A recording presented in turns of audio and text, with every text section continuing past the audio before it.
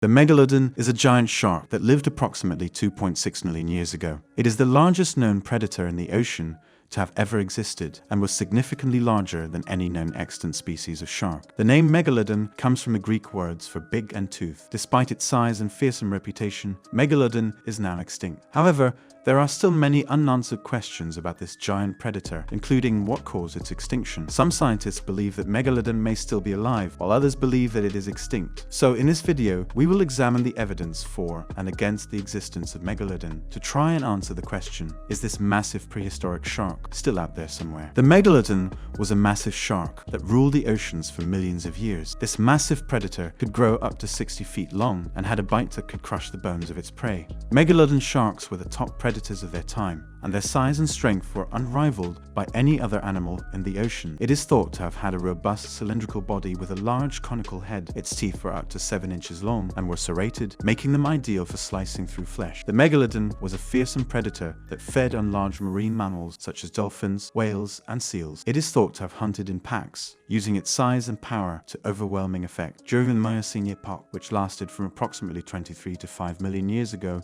the Earth was a different place than it is today. For starters, the sea level was much higher than it is now, and the continents were arranged differently. North and South America had not yet collided to form the Isthmus of Panama, and as a result, the Atlantic and Pacific Oceans were still connected at the equator. This may not seem like a big deal, but it actually had a major impact on the global climate. Because there was an increased flow of warmer equatorial water between the two oceans, the Earth's climate was much warmer than it is today. This period was a major boom for marine life in general, but it was especially advantageous for warm water predators like the Megalodon. While the Miocene was an era of plenty, it was not meant to last, because during the Pliocene era, one of the most significant changes was the collision of North and South America, which blocked off the Central American Seaway. This event had a major impact on global ocean currents, resulting in a rapid drop in temperature. This colder climate caused seawater to freeze and consolidate poles, which led to a decrease in global sea levels. This in turn limited the number and size of coastal nurseries that Megalodon relied on for giving birth. Their main source of food, mid-sized baleen whales like Cetavarium, likewise adapted the warm waters of the Miocene and either went extinct or adapted to colder, polar waters where the Megalodon couldn't follow. As a result, the Megalodon population began to decline, eventually leading to their extinction. But the extinction of the Megalodon is still a matter of debate among scientists. This massive shark lived during the late Miocene and early Pliocene epochs and went extinct around 2.6 million years ago. Now there is abundant evidence that indicates the extinction of the Megalodon. For example, there is a distinct lack of fossil evidence for this shark after the Pliocene. Additionally, Megalodon teeth are very rare in Pliocene and Pleistocene deposits. Furthermore, the size and distribution of Megalodon teeth are not consistent with what would be expected if the shark were still alive. Despite the abundance of evidence that points to the extinction of the Megalodon, there is still a small group of people who believe that the monster shark is still out. Now, the theory that the Megalodon could still be alive today is based on a very flawed line of reasoning. In essence,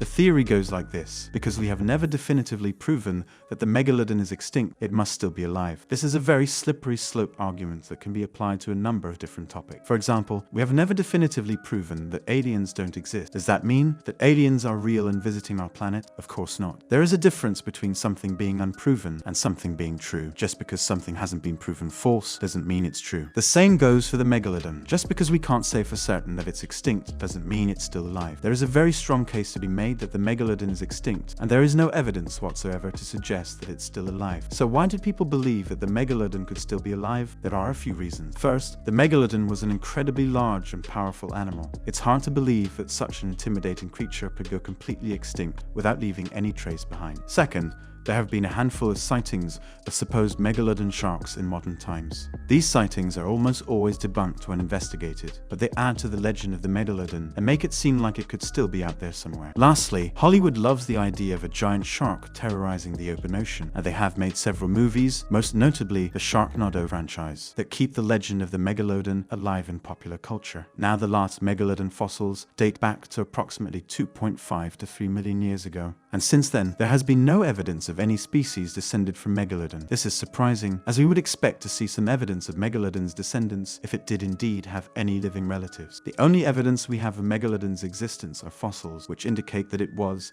at the very youngest, 2.5 to 3 million years old when it went extinct. There is very little physical evidence to suggest that the Megalodon shark still exists today. Every now and then, a fossil or tooth will be put forward by a theorist with the claim that it represents much more recent Megalodon activity than the 2.5 million years ago extinction age. However, these claims are usually based on faulty dating methods and a lack of evidence. In the case of the so-called New Caledonia teeth, while Megalodon teeth are very valuable, they are also often misidentified. This is because many Megalodon teeth have been found in sediments that are millions of years old, but they are often mistakenly dated to be only a few thousand years old. This is due to the fact that many Megalodon teeth have undergone mineral fossilization, which gives them the appearance of being younger than they actually are. Through modern radiometric dating techniques, their actual age was found to be between 15 million and 3.5 million years old. It is also not uncommon for people to mistake large sharks for the extinct Megalodon. This is usually due to a combination of the emotional response to seeing a large shark and the difficulty of estimating the size of an object in the open ocean. However, there are some key differences between these sharks that can help you tell them apart. For one,